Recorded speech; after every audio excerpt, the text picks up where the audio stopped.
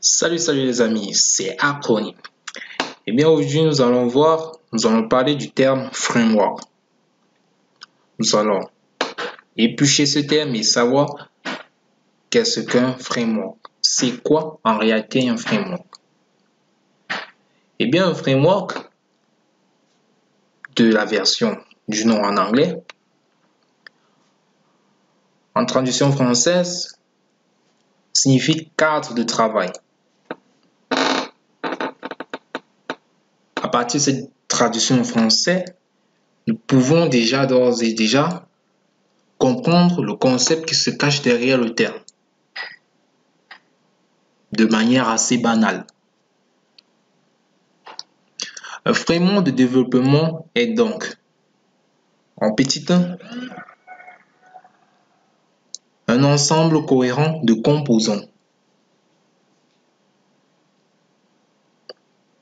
L'ensemble de cohérents composants est réutilisable par des bibliothèques, des classes, des helpers. En petit 2, c'est un ensemble de préconisations pour la conception et le développement d'applications. Il faudra aussi noter qu'un framework est toujours associé à un langage de programmation. C'est ça qui fait un peu sa plus grande force.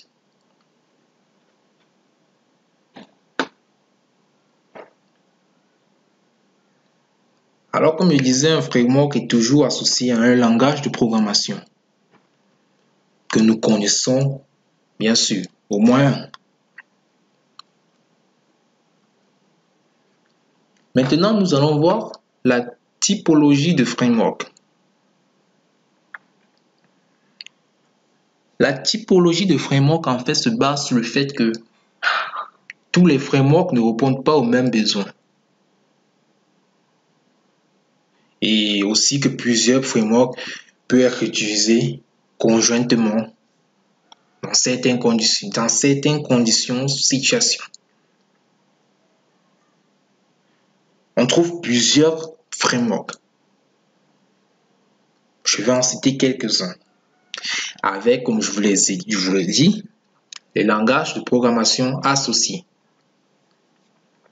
On trouve notamment des frameworks applicatifs.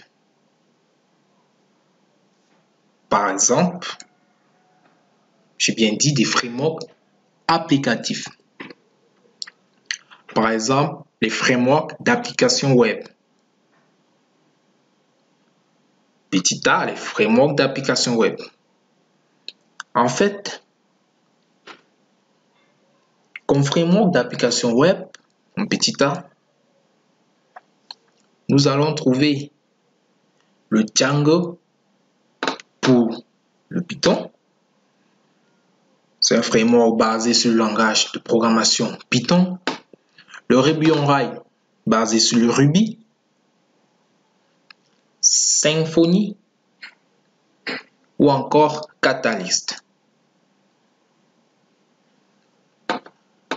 Ou en petit b, les frameworks de développement d'applications de bureau. Framework de développement d'applications de bureau. Alors là, on a Cocoa, c'est pas facile à prononcer. On a Cocoa, Sumac et notre fameux Qt en multiplateforme.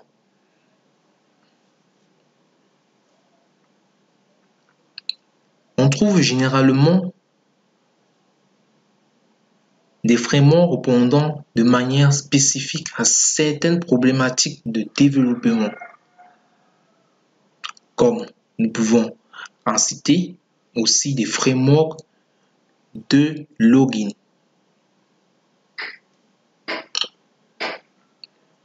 On a le Log4j pour la programmation Java Et on a les frameworks de persistance et d'ordre. Exemple, Hibernate en Java,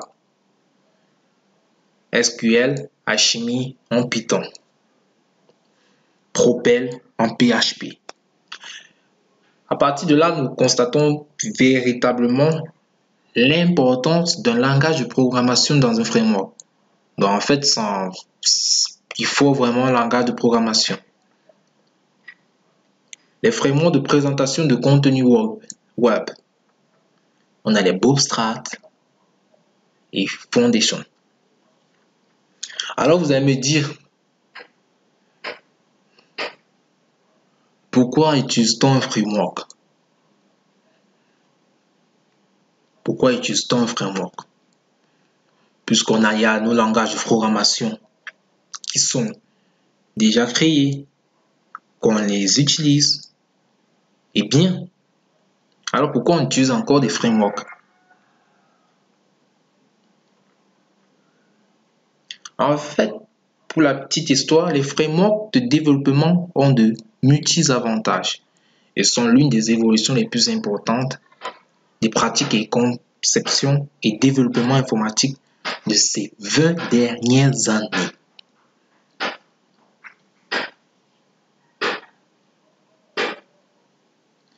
Les bons développeurs d'aujourd'hui sont généralement d'excellents intégrateurs de solutions de différents niveaux de granularité. Donc, chaque step, quoi. Alors, comme premier avantage, si je puis dire, on réécrit ce que d'autres ont déjà réécrit et on les teste. C'est-à-dire que quoi? Toutes les applications web gèrent des comptes d'utilisateurs d'authentification. La connexion à différentes sources. Bon, un peu tout, quoi. Ces problématiques sont tellement répandues qu'elles ont été traitées maintes fois. Alors les frameworks, là, ils interviennent, ils disent que les frameworks de développement web, bien sûr, sont intégrés quasiment, ils intègrent quasiment tous les outils simples, efficaces et surtout éprouvés pour gérer ces cas d'utilisation. En fait, les frameworks sont venus résoudre en fait ce problème. Ça, c'est déjà un avantage. On vient réécrire ce que d'autres ont déjà écrit et on les teste. Et si ça marche, eh bien, c'est fantastique. Nous pouvons encore noter comme avantage l'industrialisation, la rationalisation et le design pattern. Je ne vais pas trop m'attarder sur ça et je vais faire un bref condensé. Les bons frameworks ne sont pas que des boîtes d'outils à outils, des bibliothèques, des modules réutilisables. Par leur incitation au développement selon les bonnes pratiques de l'état de l'art, ils permettent à leurs utilisateurs de développer des applications plus robustes, plus évolutives et plus industrialisables. En fait, les frameworks sont utilisés pour des applications futures, des applications qui nous serviront pour le lendemain. Toujours à viser très haut, si je puis dire comme ça.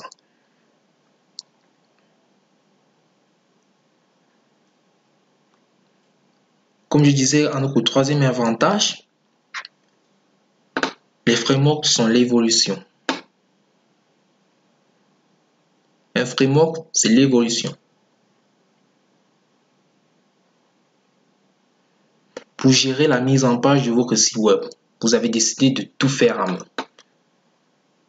Car vous n'êtes pas le dernier des nuls en CSS. Je prends un exemple simple.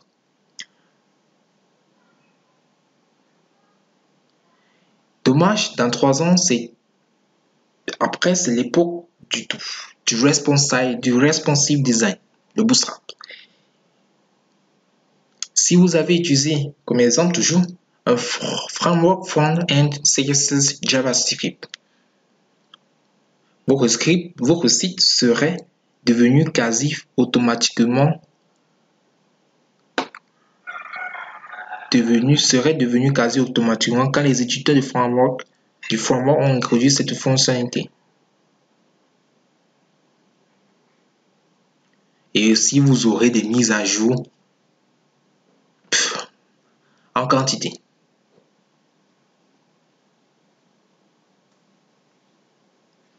En fait, pour vous dire, à partir de ce petit exemple que j'ai essayé vraiment de condenser, c'est que le framework permet de viser au-delà, le lendemain. Qu'à partir de lui, nous pouvons estimer les futurs problèmes et déjà trouver des solutions à cela. Eh bien, nous entamons déjà notre quatrième partie, je crois, qui sont les inconvénients de l'utilisation du framework. En fait, comme inconvénient, il n'y en a pas très beaucoup.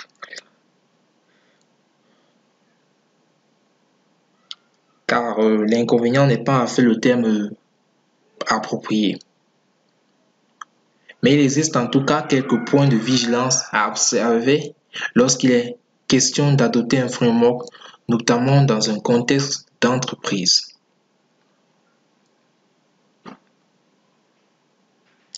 Je vais noter qu'au premier inconvénient, la courbe d'apprentissage, c'est-à-dire l'évolution de ton apprentissage au fil du temps. Il faut noter que certains frameworks n'ont pas la même courbe d'apprentissage. Certains frameworks permettent aux développeurs de monter en compétences rapidement, c'est-à-dire gravir des échelons assez vite dans leur métier. Je prends un exemple banal. Code Igniter en PHP. C'est assez facile pour un ingénieur aussi tout autant compétent de gravir les échelons et d'avancer plus rapidement que des frameworks qui demandent beaucoup plus de temps d'apprentissage. Nous allons prendre le Spring sous Java.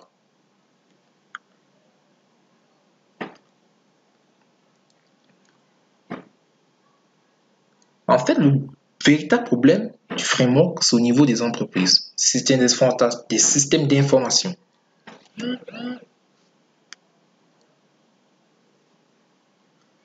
D'autre part, deuxième inconvénient, c'est la connaissance préalable. Donc, il faut connaître au moins quelque chose. Comme vu dans les sessions précédentes, dans les grands volets, les frameworks implantent généralement des design patterns et bonnes pratiques de développement. Je ne vais pas entrer trop en profondeur au niveau du génie logiciel ou quelques langages d'un framework ou des MVC. Je vais juste condenser en disant que la connaissance préalable, en fait, c'est la méprise de la connaissance, de la compréhension, en fait, ou de l'interprétation des principes de base des frameworks et donc de choix techniques peu judicieux. Et nous allons terminer avec, comme dernier inconvénient, la dépendance. Il faut savoir que l'utilisation d'un framework est également synonyme de dépendance, comme une drogue quoi, vis-à-vis de ce framework. Alors nous allons utiliser,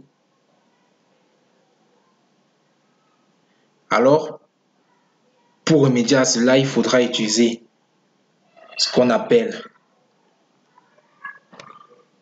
une réingénierie. J'espère que j'appelle bien ce mot. Une réingénierie, c'est la réorganisation d'un système d'information existant, généralement, afin de le rendre le plus efficient, le plus efficace, le plus performant possible.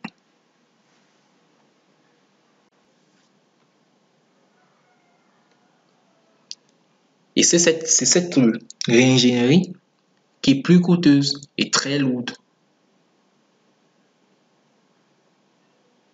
Et en fait, un inconvénient au framework. Alors, mes amis, pour en terminer, je voulais dire que pour résumer un framework, c'est une boîte à outils. Comme vous avez vu le design de ma vidéo, c'est une boîte à outils. Un cadre de travail qui vous permet, grâce à certains langages de programmation, de penser au futur et d'évoluer. Alors, si tu as aimé ma vidéo, si tu as vraiment aimé ma vidéo, si tu es maintenant satisfait, si j'ai pu répondre vraiment à tes questions, si tu as pu comprendre grâce à ma vidéo ce que c'est qu'un framework, alors tu mets le petit pouce bleu et tu t'abonnes à ma vidéo juste en bas. Et n'oublie pas de cliquer sur la cloche de notification. Merci, c'était Acronyme.